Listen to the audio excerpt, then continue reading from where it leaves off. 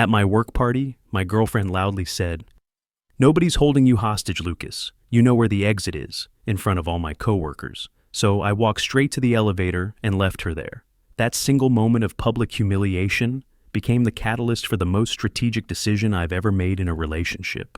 What Tori didn't realize was that she just handed me the perfect justification to dismantle 3 years of manipulation and financial dependency in front of witnesses who could never question my motives. Let me back up.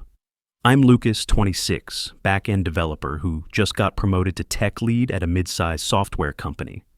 My salary jumped from $78,000 to $95,000. With the promotion, plus equity options that could be worth serious money if we go public next year. I'm naturally introverted, methodical, the kind of guy who documents everything and thinks 3 moves ahead. Tori, my now ex-girlfriend, is 25, a hairstylist who does social media content on the side. TikTok, Instagram, the whole influencer wannabe lifestyle. Very outgoing, craves attention, which I initially found attractive because we seemed to balance each other out. We'd been together 3 years, living together for 1.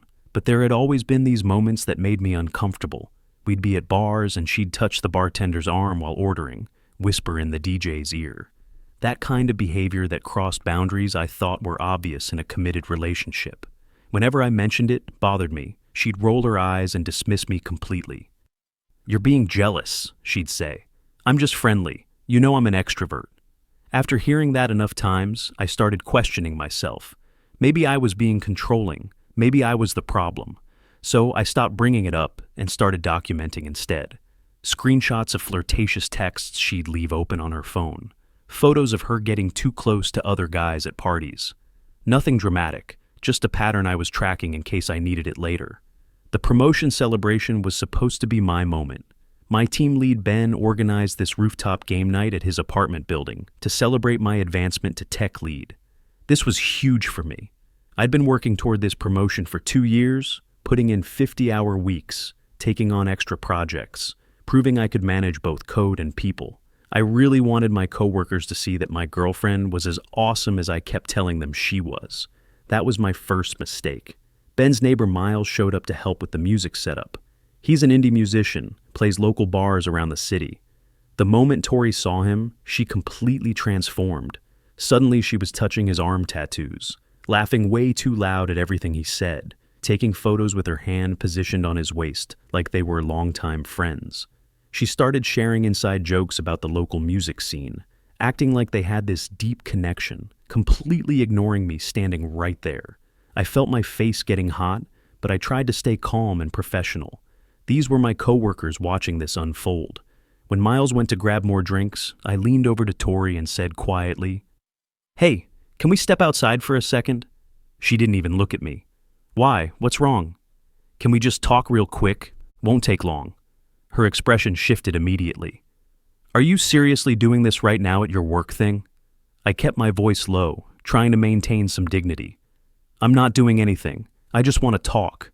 But her voice had gotten louder. A few people nearby, Ben, my coworker Priya, others, glanced over. The professional atmosphere I'd wanted to maintain was cracking. "Can we please just step outside?" I asked one more time. She laughed, but it wasn't friendly. "Let me guess. You have a problem with me talking to Miles. You're uncomfortable again. Tori, come on." "No, seriously."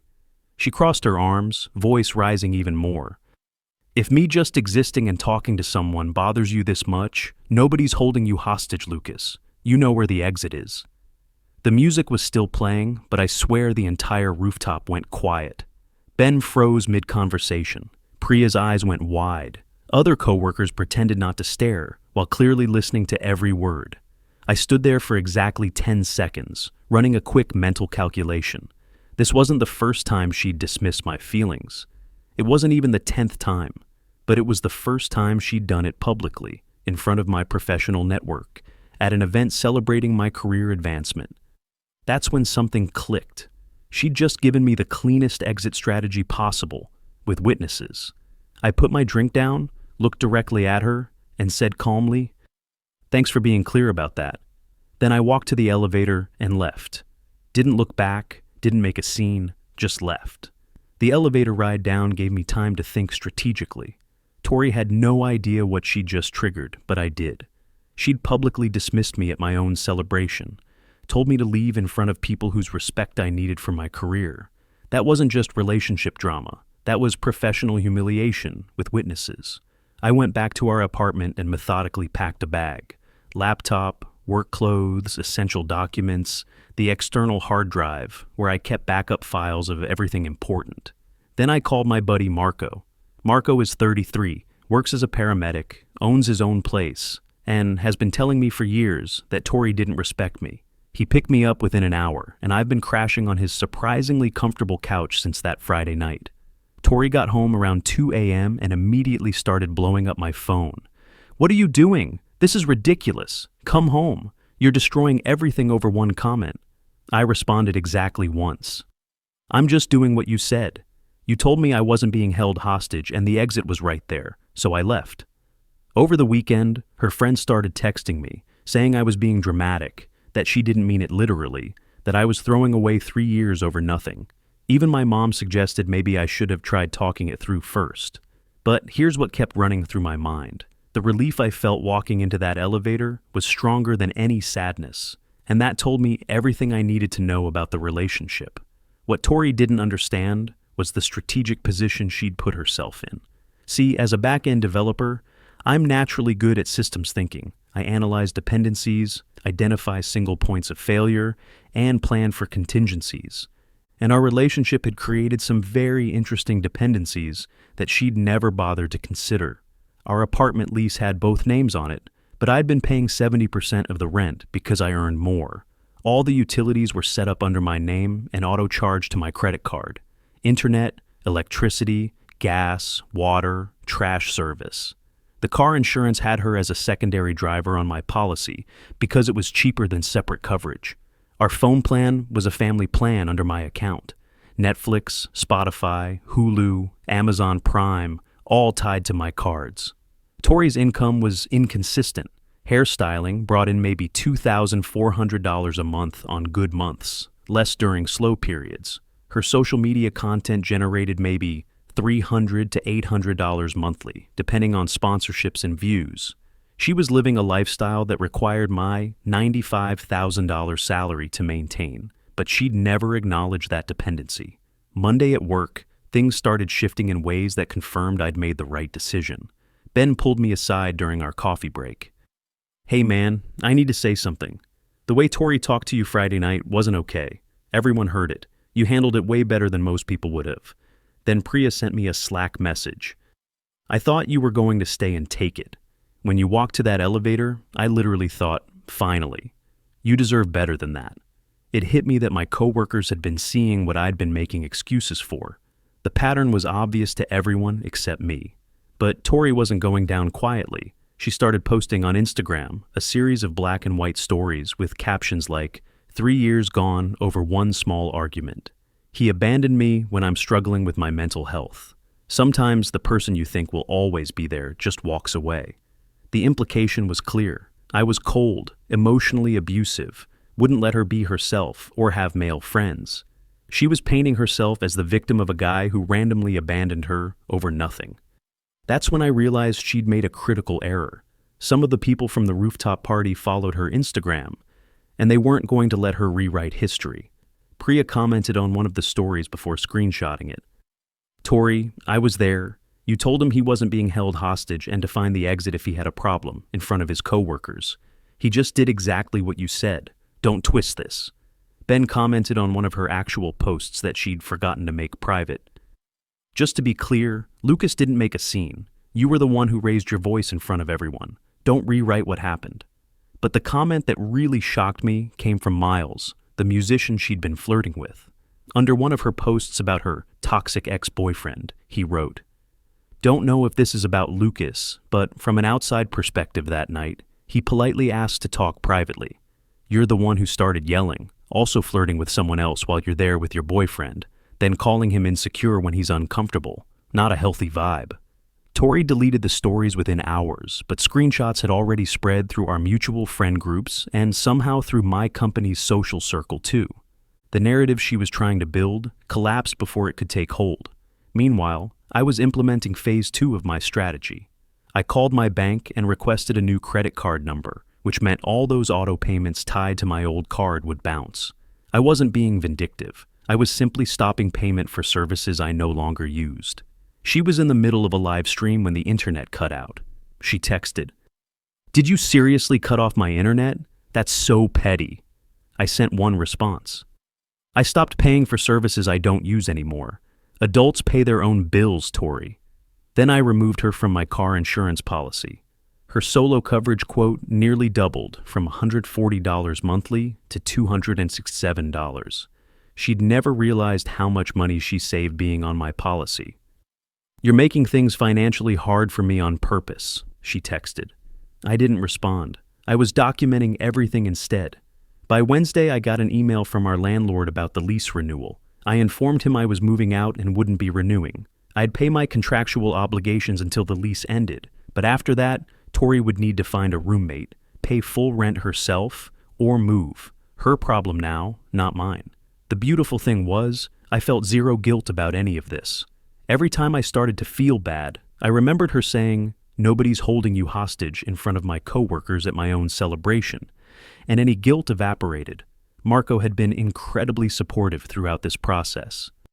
"I've been waiting 3 years for you to realize she didn't respect you," he told me. "I'm glad you finally saw it." That Thursday, Tori escalated by showing up at my office building. She told the receptionist she was my fiancé. We were never engaged and needed to see me urgently about a family emergency. The receptionist called me and I came down to the lobby. I kept it professional and brief. "I don't want to talk privately," I said. "If this is about the apartment lease or shared bills, send me an email." She tried to grab my arm. I stepped back. "Tori, we're done. You need to leave or I'll call security." She left crying, but I figured that was the end of it. I was wrong. The next day she came back with reinforcements. She'd brought someone from my company's HR department, a business partner named Rebecca, who I'd met at a networking event months earlier. Apparently, Tori's plan was to use a neutral third party to force me to listen to her side. Rebecca looked uncomfortable from the start, but Tori launched into her version of events. "He left without saying goodbye. He ghosted me for days. He's been jealous and controlling for months, and when I finally stood up to him, he abandoned me. He cut me off financially. I just want him to talk to me so we can work this out." Rebecca turned to me. "Is this how it happened?" I stayed calm and told her the truth. The whole rooftop story. How I politely asked to talk privately. How Tori responded by loudly telling me to find the exit in front of my coworkers. How I simply did what she suggested. Rebecca looked back at Tori. "Did you say that? Tell him he wasn't being held hostage and to find the exit, out loud in front of his colleagues?" Tori stumbled. "I mean, what I meant was if he couldn't handle my personality." Rebecca cut her off. "I'm not asking what you meant. I'm asking, did you say those specific words loudly in front of his colleagues?" Tori's face went red. She tried to pivot. "But he just shut down after that. He won't talk to me. He won't work on our relationship." Rebecca's expression changed completely. She turned to Tori and said something I'll never forget. "He doesn't owe you another conversation after you said that. Adults take responsibility for their words." Then she looked at me. "If she keeps showing up at your workplace, report it to HR. This isn't a relationship issue anymore. It's a workplace boundaries issue." Before Tori could respond, Rebecca delivered the final blow. "Tori, you asked me to come here as a favor, but you didn't tell me the full story. Don't drag me into your drama again." Security escorted them both out. I stood in the lobby for a minute, processing what had just happened, then went back upstairs to work. That evening, I signed a lease on a one-bedroom apartment 15 minutes from my office. Clean, quiet, completely mine. When I told Marco, he seemed almost proud. "You know the difference between 3 days ago and now?" he said. 3 days ago, you were still on her leash. Now you're free. You can actually breathe." He was right. I'd been sleeping better, not waking up, wondering what I'd done wrong or how I'd be made to feel crazy that day. I wasn't checking my phone every 5 minutes to see what I was being accused of. The thing that kept surprising me was how many people told me they saw this coming. Coworkers, friends, even my sister called to say, "I never liked how she talked to you, but I didn't think you'd listen if I said anything." About a month later, I met Ashley at a friend's birthday party. She's a data analyst, calm, straightforward, completely different from Tori. We'd been on 4 or 5 dates, nothing serious yet, but it felt healthy, easy. I wasn't overthinking every word or waiting for the other shoe to drop. Then Ashley texted asking if we could meet up to talk.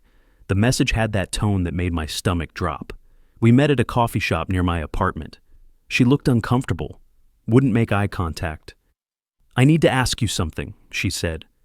"Did you really abandon your ex-girlfriend when she was struggling with her mental health? Were you controlling about who she could be friends with?" My blood went cold. "What? Who told you that?" "A woman named Tori reached out to me on Instagram yesterday. She said she was your ex. She sent me screenshots of texts between you two, said you isolated her from friends, got jealous if she talked to other guys, then just left her without explanation. She was crying in voice messages." Voice messages. Tori had sent Ashley crying voice messages about me. "Can I see what she sent you?" I asked. Ashley showed me her phone. The screenshots were real texts between Tori and me, but they were carefully cropped, like one from when I'd asked her not to go to her ex's birthday party because he'd been texting her inappropriately. In Tori's screenshot to Ashley, you could only see my message. "I really don't feel comfortable with you going to his party." It looked controlling. What you couldn't see was the context. The previous messages where I'd shown her texts from her ex, literally asking her to leave me for him. I felt this weird calm come over me. I'd been patient for 3 years with Tori. I'd been the bigger person when I left. I'd stayed quiet when she tried to trash me on social media. But going after Ashley crossed a line I didn't even know I had.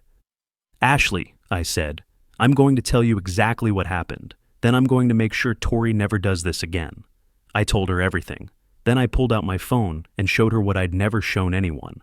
Full text conversations with context, screenshots of Tori's manipulative Instagram stories, comments from my coworkers defending me, even text messages from Tori's friends apologizing to me because they'd seen how she treated me.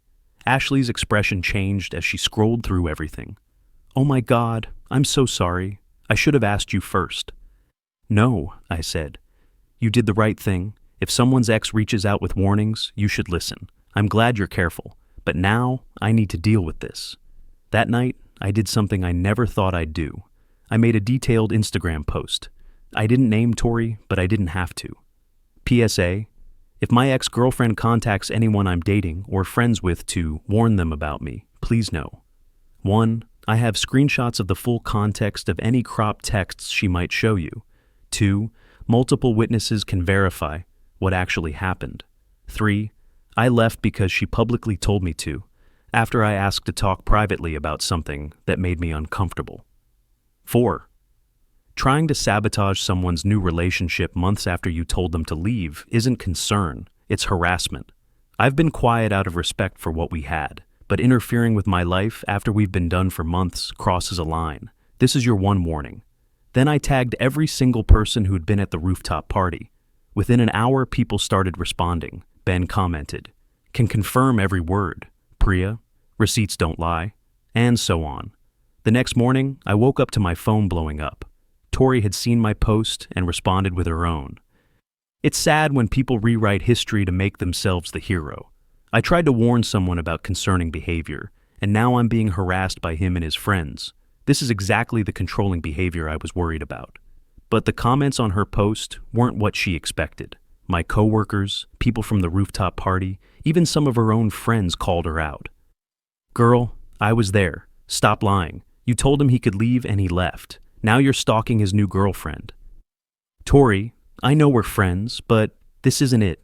You can't crop screenshots and call it warning someone. That's manipulation."